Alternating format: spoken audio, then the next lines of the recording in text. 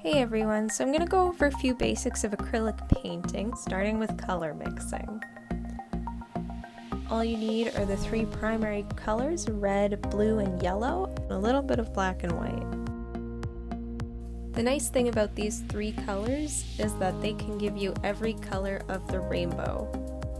This also doubles as a lesson in blending, so we're going to start by pulling two of the colors, mixing in the middle, and we get a nice orange.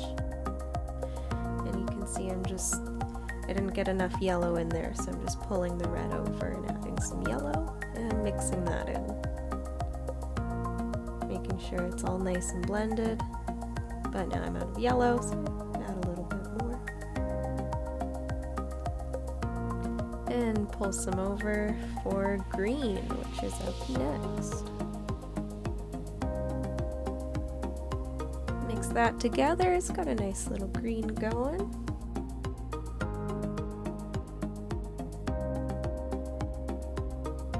As you can see, it's very green, not quite blended in with the yellow. So just go in with a dry brush and that'll help pull the colors together and not make it super muddy. It's always important when you're blending to clean your brush often. Now, if you really want to blend your colors smoothly and evenly, I would recommend a larger flat brush for that.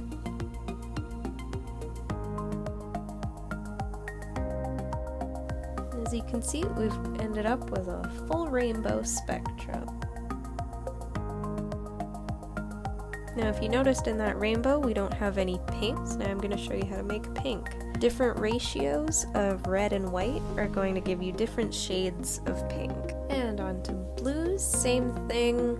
You want to make a lighter blue, you add different amounts of white. If you want a darker blue, different amounts of black. But if you go with too much black, you're not going to see that blue very much. Now, we had purple in our rainbow, but we only seem to have one dark shade. There's different amounts of red and blue that you can play with, and also throwing in some white, you're going to get a lot of different hues. A nice lavender there, and there's just a lot that you can play around with there.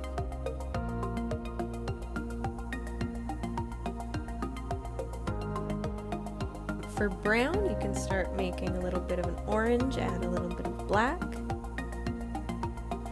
Some blue gives it a little bit more of a muddy color, but as you'll see, we've only got one shade of brown. So we're going to try adding a little bit of black and a little bit of white.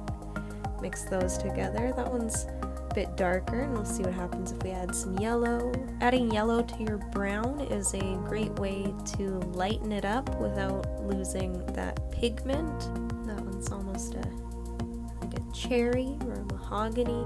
So you see how when we add the white to it, it gets a bit dull, and then you add that yellow and you've almost got a sandy color. Add some red, added a little too much red. There's a lot of room to play around with brown if you throw in a little bit more blue or a little bit of green. And next on to brushes. So we're going to do dry brush. See how that looks. You see you've got a lot of gaps there versus a wet brush where you're going to get a nice even coat. But you want to be careful that it's not too wet or you risk thinning your paint too much. For making a hard edge, you can see here there's lots of gaps and bumps.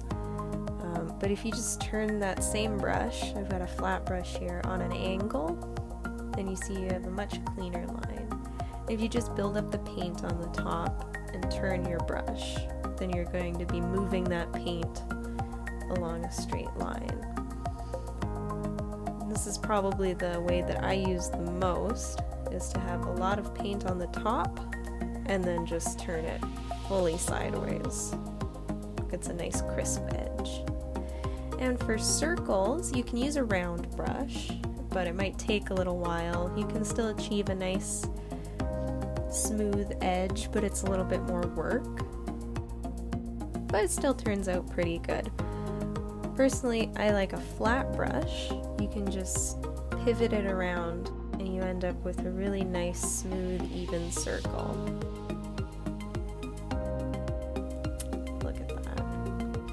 And that's it.